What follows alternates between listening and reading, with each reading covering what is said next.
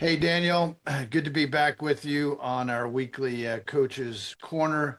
Hey, Andrew. Uh, yeah, good to be with you where we're talking about unleashing leadership excellence and imperatives to excel. So today we're going to be talking about adaptive behavior. So Daniel, let's just jump in and give us a little context on that leadership challenge. Yeah, sure. Thanks, Andrew, for having me. You know, competent leaders are skilled at adapting their behavior.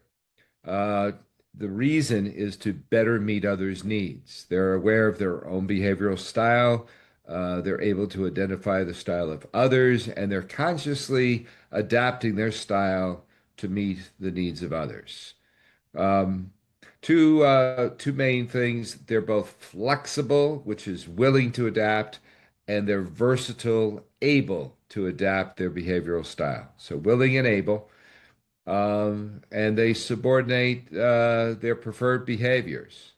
So key behaviors include awareness of behavioral style, a willingness to adapt, and ability to adapt. That sounds like some great insight. I love that. Willing enable. So, would you say, Daniel, that that would be a good solution to be flexible, willing, and able to adapt, and maybe give us some practical insight on what that might look like? Yeah, sure. Well, first, the problem is with executives that are not willing to adapt their style. They expect everyone to just be like them, their same preferred behavior. And they're not willing to adapt, and that causes conflicts and friction. Or they're not able to adapt, which means they just don't have the skill set. They don't have the awareness of their own behavioral style, which is really a prerequisite for being able to understand the style of others. They're not good at reading people, if you will. So that's the problem. Some practical things to do would be to take the DISC behavioral assessment. There's many out there, and it would give you insight into your own behavioral style. Then um, attempt to identify the style of your boss, of your direct reports, of your peers, and perhaps your customers. So try to identify their style based upon the understanding of behavioral preferences and the results of your behavioral preference indicator.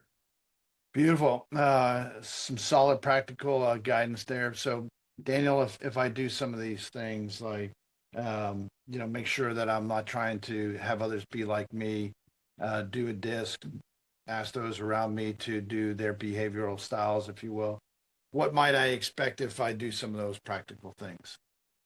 Well, you're going to have better relationships, and that is key. That's a core competency here in our five categories of core competency. And just as a refresher, there, core character, execution, getting results, relationships, getting along with others, management of people and things, and leadership. So, of those five categories of competency, this is the relationship category, and it's critical for executives to have good relationships with others. Yeah, beautiful.